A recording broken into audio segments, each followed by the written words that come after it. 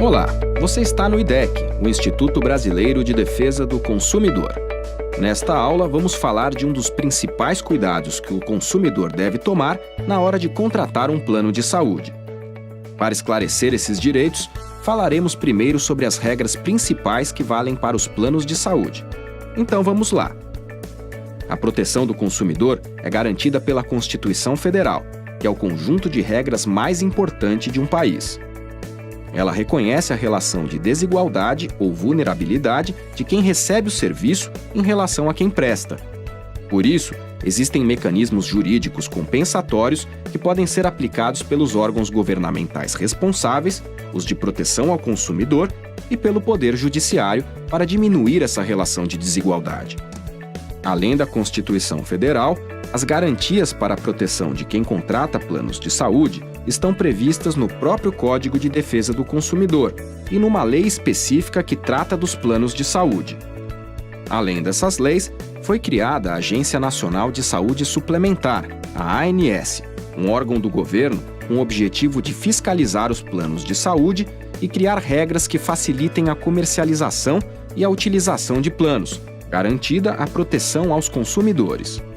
A ANS criou uma série de resoluções que deixam claros os direitos e as obrigações de operadoras, prestadores de serviço, administradoras de benefícios e consumidores. Pronto! Agora que mostramos as regras, vamos falar dos principais cuidados que se deve tomar ao se contratar um plano de saúde. Você já se perguntou o que acontece quando vai contratar um plano já sabendo ser portador de uma doença ou lesão? Quais são seus direitos e deveres nesses casos? A Lei de Planos de Saúde permite que os planos cubram parcialmente os consumidores em casos de doenças ou lesões pré-existentes. O problema principal é como delimitar tecnicamente o momento exato do surgimento da maioria das doenças. O IDEC entende que isso não é possível. Por isso, o consumidor tem a obrigação de informar apenas o que ele sabe sobre suas condições de saúde no momento da contratação. É importante responder corretamente à declaração de saúde para que a operadora delimite corretamente o risco e a cobertura antes da assinatura do contrato. Neste documento, o consumidor vai informar se tem conhecimento de uma lesão ou doença pré-existente. Você não sabe quais são consideradas doenças e lesões pré-existentes?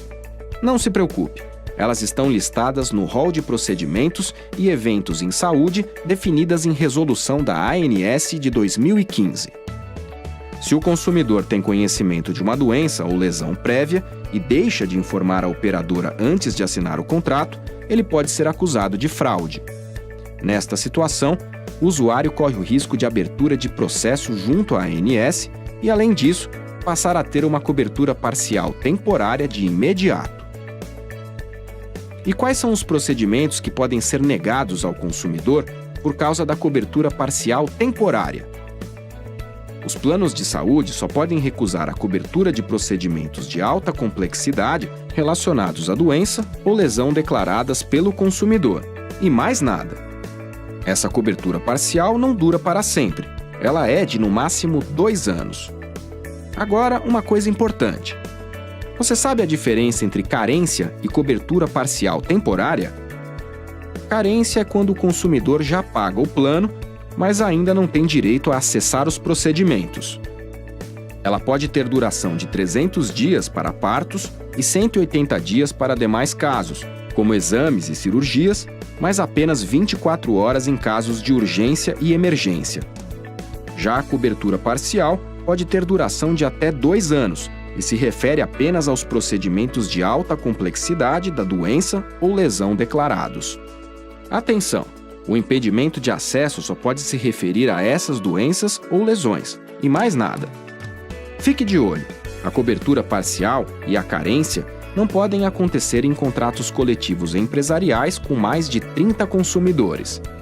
Ou seja, quando o contrato é coletivo empresarial, e o número total de pessoas que fazem parte dele é superior a 30, então o plano de saúde não pode exigir carência nem aplicar a cobertura parcial temporária.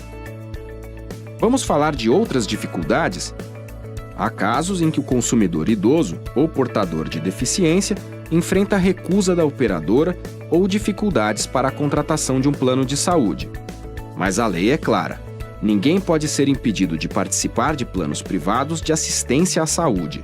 E mais, pelo princípio da vinculação, as operadoras são obrigadas a oferecer o que anunciam em suas peças publicitárias. Isso está garantido no artigo 30 do Código de Defesa do Consumidor e também no 34, que responsabiliza as empresas por atos de prepostos e representantes autônomos. Se não respeitado esse direito, o consumidor pode apelar à Justiça, mencionando o artigo 35, exigindo o cumprimento do contrato, outro serviço ou a devolução do dinheiro pago. Vamos aproveitar esse espaço para conhecer algumas dúvidas frequentes de usuários de planos de saúde?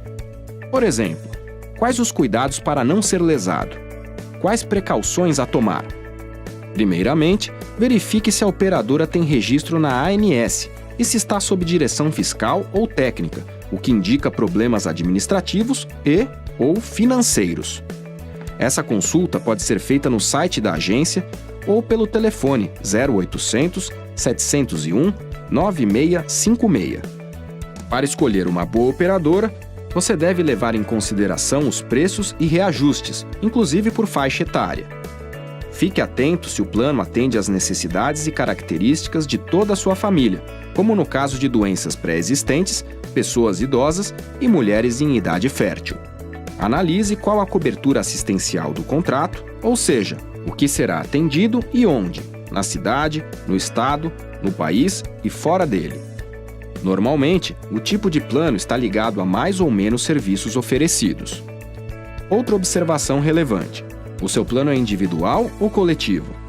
Embora os coletivos tenham um preço inicial menor, eles sofrem reajustes livres e correm o risco de serem cancelados unilateralmente pelas empresas. O IDEC não recomenda a contratação de planos de saúde coletivos intermediados por associações ou sindicatos, nos quais o consumidor não tem confiança. O mesmo vale para pequenas e médias empresas que têm pouco poder de negociação com as operadoras para resolver conflitos, como no caso de cancelamento pela operadora e reajustes. Fique sempre atento, leia cada cláusula do contrato atentamente e exija uma cópia com a lista atualizada dos prestadores credenciados, como médicos, hospitais e laboratórios. E fique atento às promessas feitas pelos corretores. Os benefícios oferecidos precisam ser colocados por escrito. Você pode pedir que o corretor encaminhe as informações por e-mail. Caso tenha um plano de saúde e queira mudar, verifique as condições de portabilidade e de carências. Mais uma pergunta comum: o que a operadora pode perguntar no momento de assinar a declaração de saúde?